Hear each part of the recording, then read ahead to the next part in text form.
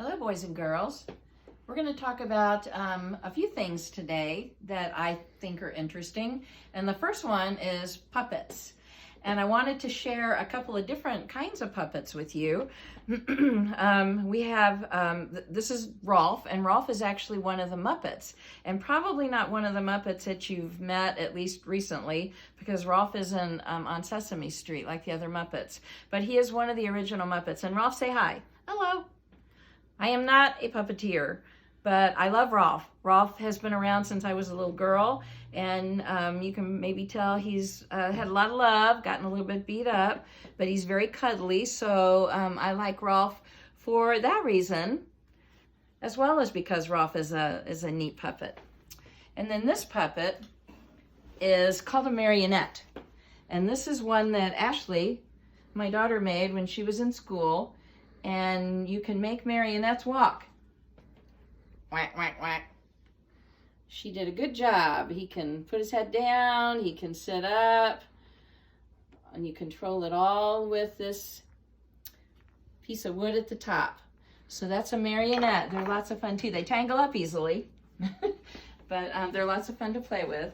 And then these are finger puppets. And I think I introduced you to my frog finger puppet in another video, but my cat and dog, and they're easy to play with too. They're good for storytelling, and you can make finger puppets. Well, it wouldn't look just like this, but you can make your own finger puppets, and you can make sock puppets too, and then you have hand puppets. So puppets have a lot of possibilities, and they can keep you busy for a long time. So this is called puppets.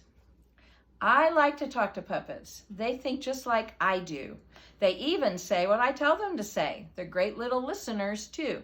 When I tell them to raise their arms, they do it right away. And when I tell them to sit quietly, they're happy to do that all day.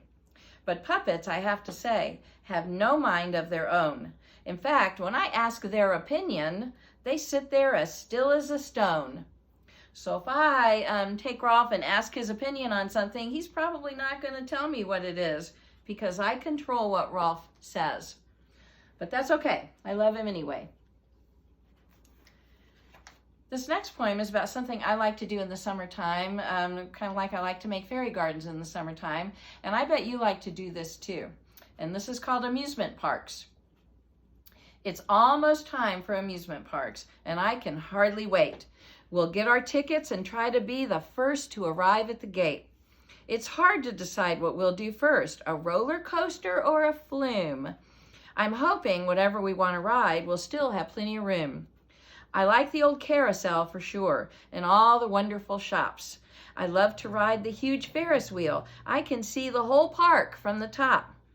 In the summer weather, I can't wait to cool off on the water rides and float on the African safari boat with the silly safari guides. A few of the treats that we can get include pretzels and caramel corn, though these aren't the best in tummies when a ride makes us all airborne. Our folks finally ask if we're tired, and we have to admit that we are, but we still have to have enough energy to go all the way to the car. Have you ever noticed that sometimes when you're leaving Six Flags or Disney World or parks like that, it seems to take forever to get to the car, but it was always worth it for me, still is. Sometimes they run the little trains or the little buses to get you to the car. Wouldn't matter if they didn't. I'd do it anyway because amusement parks are fun. This last one is called Playing in Sand. When I am feeling restless and need a helping hand, I go out in my backyard and play a while in sand. I like to let the tiny grains trickle through my fingers. I dig below hot sand to where refreshing coolness lingers. I add a little water and fill my bucket high. I turn it upside down and have a tall and sandy pie. Or maybe it's the start of an impressive castle tower, which I can then top off with a dandelion flower. It's really fun to see the things that I can build with sand, but sometimes it's just nice to let it pour out on my hand. So you can find sand a lot of places. You can find sand at beaches, of course, and you can find sand sometimes in playgrounds. They have sandboxes. That's the only place I could find one when I was a little girl growing up. But sometimes people have sandboxes in their yard. And I kind of hope that you do too, because that's a fun thing. And I like to just sometimes go out and just let the sand go through my fingers. It feels cool and it kind of calms me down. It's fun to build with it, but I like to do things like this too. I'm kind of silly that way. So I hope you enjoyed today's poetry, and we will talk about some more things the next time we get together in the next video.